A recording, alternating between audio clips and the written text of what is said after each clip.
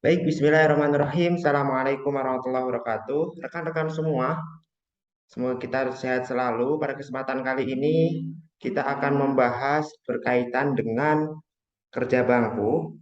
Masih sesuai dengan pertemuan sebelumnya, dan ada sangkut pautnya berkaitan dengan materi yang telah saya sampaikan sebelumnya. Saya mohon izin share screen terlebih dahulu, dan mohon maaf apabila kegiatan belajar mengajar pada kesempatan kali ini masih dilaksanakan secara daring. Kita buka terlebih dahulu pertemuan kita dengan baca basmalah bersama-sama, kemudian berdoa. Berdoa, disilahkan. Berdoa tidak dibatasi.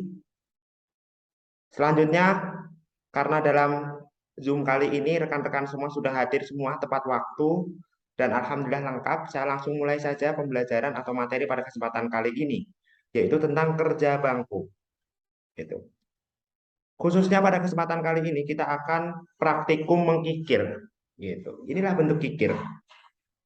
Tujuan pembelajaran pada kesempatan kali ini yaitu rekan-rekan semua, peserta didik semua, murid-murid semua yang saya banggakan, itu dapat mengimplementasikan proses mengkikir rata, siku, paralel pada benda kerja berbahan logam dengan baik.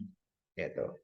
Jadi praktikum kita pada kesempatan kali ini bahannya itu logam, kompetensi yang ingin atau yang akan rekan-rekan miliki ke depan yaitu proses mengikir rata, kemudian siku, paralel. Itu rekan-rekan semua. Dan pada kesempatan kali ini saya mohon izin untuk menjadikan penggaris ini sebagai simulasi dari kikir itu sendiri. Baik, sebelumnya saya review sedikit. Pada proses pembelajaran sebelumnya ada dua kali pertemuan. Pertemuan pertama kita membahas tentang jenis-jenis kikir, mohon maaf, jenis-jenis alat dan pekerjaan-pekerjaan yang ada di kerja bangku. Kedua yaitu proses pengukuran. Nah, pada proses pengukuran ada tiga itu alat yang kita gunakan untuk praktikum apa saja? Oke, benar sekali ya rekan-rekan semua. Ada hekik, ada jangka sorong, ada mikrometer. Dan kita akan gunakan itu, terutama jangka sorong dan hekik untuk melakukan proses praktikum kikir rata pada kesempatan kali ini. Mengikir adalah salah satu dari banyak macam kerja bangku itu.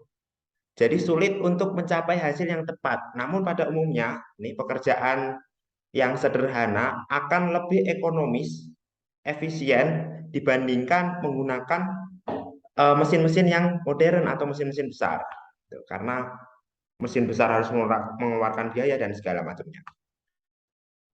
Ini adalah bagian-bagian dari kikir. Itu. Pertama ada ujung, nih ujung, kemudian ada pahatan, kemudian ada muka bagian badan, kemudian ada pemegang, nih, kemudian dijelaskan pula di sini ada pinggiran, kemudian sudut-sudutnya juga, gitu, rekan-rekan semua. Selanjutnya jenis-jenis gigi kikir yang rekan-rekan harus tahu dan harus rekan-rekan pahami. Nah, pertama ada kikir bergigi tunggal, yang kedua kikir bergigi kembar atau ganda. Kenapa harus dibedakan? Dan fungsinya untuk apa? Gitu. Nanti rekan-rekan semua waktu praktikum akan berhadapan dengan itu. Kenapa harus ada gigi kembar? Kenapa harus ada gigi tunggal? Nah, ketika gigi kembar itu fungsinya untuk pemakanan. Jadi contoh ketika ada benda kerja, nih, sebut saja ini benda kerja ya. Benda kerja ukurannya 10 mm nih, dengan lebar 20 mm. Ketika 10 mm ini kita ingin kurangi hingga menjadi 8 mm. Nah, kemudian proses kikir kita lakukan. Proses kikir ketika kita lakukan menggunakan mata tunggal saja, itu bergigi tunggal saja, nanti kemungkinan waktu yang akan kita habiskan untuk proses pengikiran akan lebih lama. Gitu. Namun ketika proses ganda akan lebih cepat. Lalu kapan menggunakan eh, bergigi tunggal itu? Ya ketika proses finishing gitu. Mendekati dari ukuran gitu rekan-rekan. Kemudian jenis-jenis kikir, ada kikir rata, kikir segitiga, segi empat, kikir bulat, dan setengah bulat. Rata nanti proses praktikum kita ke arah sana, yaitu praktikum untuk kikir rata digunakan untuk proses pekerjaan umum. Kikir segitiga digunakan untuk membentuk eh, profil segitiga atau sudut-sudut ya, sudut-sudut 60 derajat umumnya atau sudut 90 derajat gitu, rekan-rekan sekalian. Namun umumnya kan segitiga itu 180 derajat. Nah, berarti ketika dibagi tiga sudutnya yaitu sudutnya ketemu 60 derajat dari masing-masing sudutnya atau bagiannya. Kemudian kikir segi empat digunakan untuk mengikir sudut-sudut segi empat. Kikir bulat digunakan untuk memperluas lubang atau sisi-sisi bulat. Kikir setengah lingkaran atau serikat bulat itu digunakan untuk profil. Ini adalah bentuk nih dari kikir yang telah kita bahas tadi. Kikir rata, setengah bulat, bulat, persegi, dan kikir segitiga. Semoga teman-teman atau rekan-rekan semua dapat memahami maksud saya dengan baik. Selanjutnya ini cara memilih mengatur ragum. Ini sebelum kita melakukan proses praktikum itu. Jadi langkah pertama yang perlu teman-teman pahami adalah kita harus memilih atau mengatur ragum sesuai dengan postur tubuh kita. Untuk apa? Pertama untuk safety. Yang kedua, untuk apa? Untuk mempermudah dalam proses kikir itu sendiri. Nah, jadi sama ini untuk mendemokan. Pertama, berdiri tegak di atas ragum. Kedua, tempatkan kepala di dagu. Kemudian, sikut harus berada di mulut ragum. Apabila lengan diayunkan, itu tidak kena dari mulut ragum. Nah, sudah dipraktekkan dan saya sudah mendemokan. Gitu ya, rekan-rekan. Gitu. Apabila nanti terlalu tinggi, akan sulit kita proses mengikirnya. Apabila terlalu rendah, nanti kita akan bungkuk. Akan sulit juga gitu, untuk mengatur posisi dan segala macamnya. Ini cara memegang kikir. Nih, pertama ada tangan kanan kita. Nih, kita harus pegang di tangkai pemegangnya. Gitu. Ada ibu jari diletakkan di atas ini. Gitu. Kemudian jari telunjuk mengikuti. Ini ya, jari-jari yang lain mengikuti. Jadi prosesnya pemegangan seperti ini rekan-rekan di tangan kanan. Gitu. Kemudian untuk pekerjaan berat, pemegangannya seperti ini. Proses megangnya seperti ini. Oke, untuk ringan seperti ini. Gitu.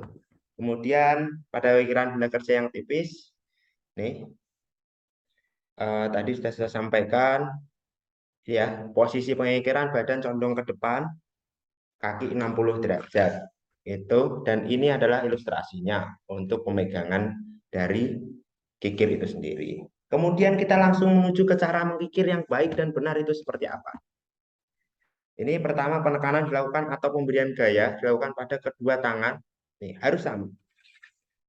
Jadi proses mengkikir itu harus sama penekanannya. Tidak boleh seperti ini. Tidak boleh seperti ini. Umumnya ketika penekanan yang tidak sama, nanti benda kerja yang harusnya kita kikir rata, benda tersebut akan berubah bentuk menjadi cembung. Nah, gitu. Kemudian makan kikir rata dilakukan pada gerakan masuk kikir, sedangkan pada mundur kita tidak lakukan pemakanan sedikit pun.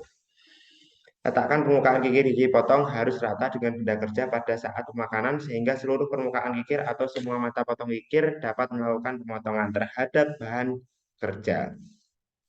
Untuk pengerjaan benda yang panjang, pemakanan dilakukan oleh semua kikir, semua bagian, namun ketika pendek hanya sebagian saja. Kecepatan yang dianjurkan itu 40 sampai 50 langkah per menit. Namun ketika benda kerjanya sangat keras gitu, jadi kecepatannya diperrendah. Nih, sikap penggunaan kikir tadi sudah kita bahas. Kemudian saya akan demokan. Jadi ini adalah kikir ibarat. Tadi sudah kita bahas ragum itu yang ideal. Kalau saya berarti idealnya segini ya, rekan-rekan. Itu idealnya saya. Itu sesuai di video ya. Kemudian selanjutnya kaki membentuk sudut 60 derajat sesuai dengan ilustrasi gitu.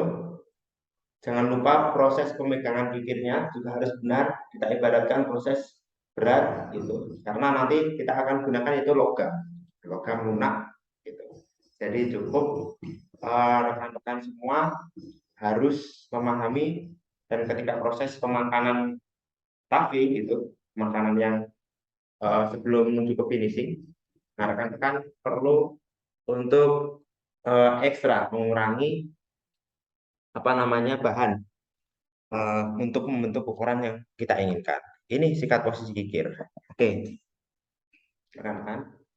Jadi gini, proses prosesnya adalah kita badan condong ke depan, tapi jangan terlalu bungkuk. Ya, condong ke depan. Ini pemegangan seperti ini tadi. Kemudian pemakanan. Ini tidak dilakukan pemakanan, pemakanan, tidak dilakukan pemakanan, pemakanan, tidak dilakukan pemakanan. Kira-kira seperti itu.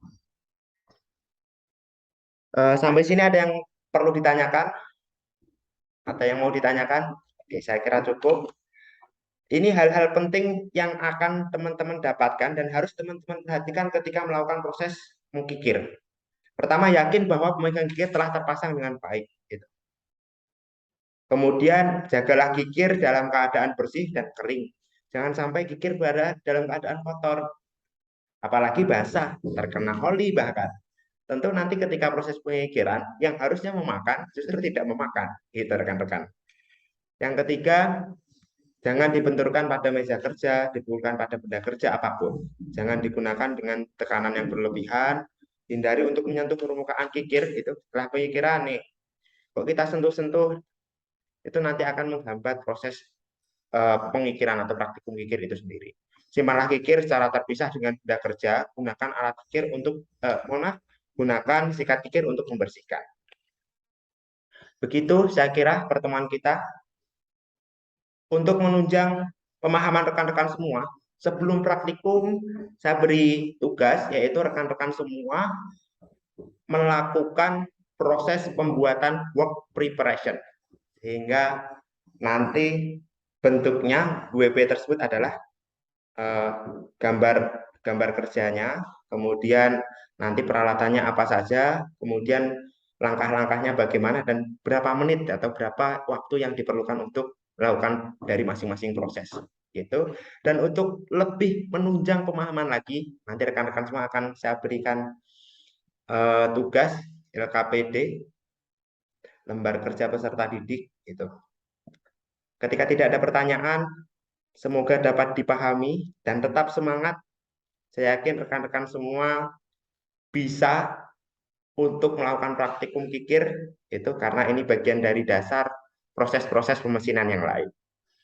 Kita akhiri pertemuan kita dengan baca basmalah, mohon maaf, baca doa itu berdoa disilahkan.